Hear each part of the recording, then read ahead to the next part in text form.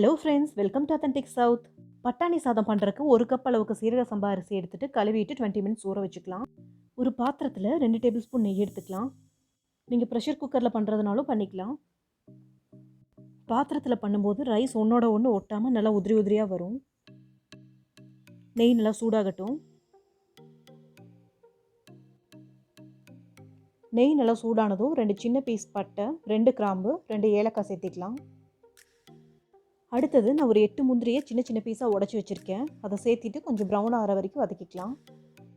ஒரு பெரிய வெங்காயம் நல்லா தின்னாக நீளமாக கட் பண்ணி வச்சுருக்கேன், அதையும் சேர்த்திக்கலாம். கூடவே நான் 2 பச்சை மிளகாவை கட் பண்ணி வச்சுருக்கேன், அதையும் சேர்த்திக்கலாம். நான் காரம் கம்மியாக தான் சேர்த்திருக்கேன், உங்களுக்கு தேவையான அளவுக்கு காரம் சேர்த்திக்கோங்க.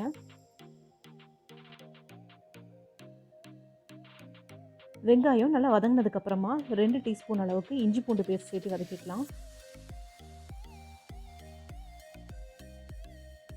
இஞ்சி பூண்டு பேஸ்ட் அரைக்கும் போது எப்போவுமே நம்ம பூண்டு எடுத்துருக்கிறதுலேருந்து ஒரு 60 to 70% மட்டும் இஞ்சி சேர்த்திக்கோங்க. அதிகமாக சேர்த்த வேண்டாம். இஞ்சி பூண்டு பேஸ்ட்டோட ராஸ்மெல் போகிற வரைக்கும் நல்லா வதக்கியாச்சு. அடுத்தது ஒரு தக்காளி கட் பண்ணி வச்சுருக்கேன், அதையும் சேர்த்திக்கலாம். பட்டாணி சாதத்தில் யூஸ்வலாக தக்காளி சேர்த்த மாட்டாங்க, ஆனால் தக்காளி சேர்த்தி பண்ணி பாருங்கள், டேஸ்ட் இன்னும் நல்லாயிருக்கும். தக்காளி பாதி வதங்கினதுமே 1 கப் அளவுக்கு பச்சை பட்டாணி சேர்த்திக்கலாம்.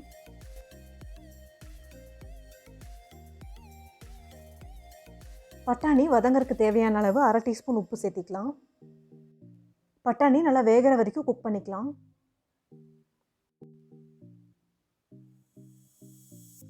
அடுத்தது நான் ஒரு 12 புதினா இலை பொடி பொடியாக கட் பண்ணி வச்சுருக்கேன். அது கூட 1 டேபிள் ஸ்பூன் அளவுக்கு மல்லி இலையும் சேர்த்திக்கலாம். மல்லியும் புதினாவும் சேர்த்திட்டு ஒரு 2 நிமிஷம் வதக்கிக்கலாம். அடுத்தது இந்த ரைஸ்க்கு சேர்த்துறதுக்காக நான் தேங்காய் பால் எடுத்து வச்சுருக்கேன். எப்போவுமே தேங்காய் பால் எடுக்கும்போது வெதுவெதுப்பான தண்ணி யூஸ் பண்ணி எடுத்திங்கன்னா நல்லா பால் கெட்டியாக கிடைக்கும்.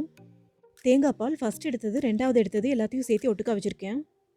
1 கப் ரைஸுக்கு 2 கப் அளவுக்கு தேங்காய் பால் எடுத்துக்கலாம். அடுத்தது இந்த டிஷ்ஷுக்கு தேவையான 1/2 டேபிள் ஸ்பூன் அளவுக்கு உப்பு சேர்த்திக்கலாம். ஊற வச்ச அரிசியை நல்லா சுத்தமாக வடிச்சிட்டு தண்ணி இல்லாமல் சேர்த்திக்கலாம். ரைஸ் சேர்த்திட்டு அடுப்பு ஃபுல்லாக ஹை ஃப்ளேமில் வச்சுக்கோங்க. ரைஸை சேர்த்துனதுமே பக்கத்தில் சப்பாத்தி கல்லோ இல்லை பழைய தோசைக்கல்லோ இருந்தால் அதையும் வச்சு சூடு பண்ணிக்கோங்க. இப்போ ரைஸ் நல்லா 3/4 வெந்துருச்சு. ஒரு 1/4 கப் அளவுக்கு தான் நம்ம ஊற்றின தேங்காய் பால் இருக்குது இதில். இந்த ஸ்டேஜில் நம்ம நல்லா சூடு பண்ணி வச்சுருக்க தோசைக்கல் எடுத்து வச்சுக்கலாம். இப்போ அடுப்பை நல்லா லோ ஃப்ளேமில் வச்சுட்டு பாத்திரத்தை எடுத்து தோசைக்கல் மேலே வச்சிடலாம். மூடி போட்டு ஒரு 10 மினிட்ஸ் குக் பண்ணிக்கலாம். டைம் கரெக்டாக பார்த்துக்கோங்க, 10 மினிட்ஸ் விட்டால் போதும். இது நம்ம ஈஸியாக தம் போடுற ஒரு மெத்தடு தான். 10 மினிட்ஸ்க்கு அப்புறம் ஸ்டவ் ஆஃப் பண்ணிவிட்டு இன்னொரு 10 மினிட்ஸ்க்கு அப்படியே விட்டுருங்க, ஓப்பன் பண்ண வேண்டாம். இப்போ ஓப்பன் பண்ணிவிட்டு ரைஸை ஒரு டைம் நல்லா கலந்து விட்டுடலாம். அவ்வளோதாங்க, நம்ம பட்டாணி சாதம் சூப்பராக ரெடி ஆகிடுச்சு. இந்த வீடியோ உங்களுக்கு பிடிச்சிருந்தா லைக் பண்ணுங்கள், ஷேர் பண்ணுங்கள். இன்னும் நம்ம சேனலை சப்ஸ்கிரைப் பண்ணாதவங்க மறக்காமல் சப்ஸ்கிரைப் பண்ணிக்கோங்க.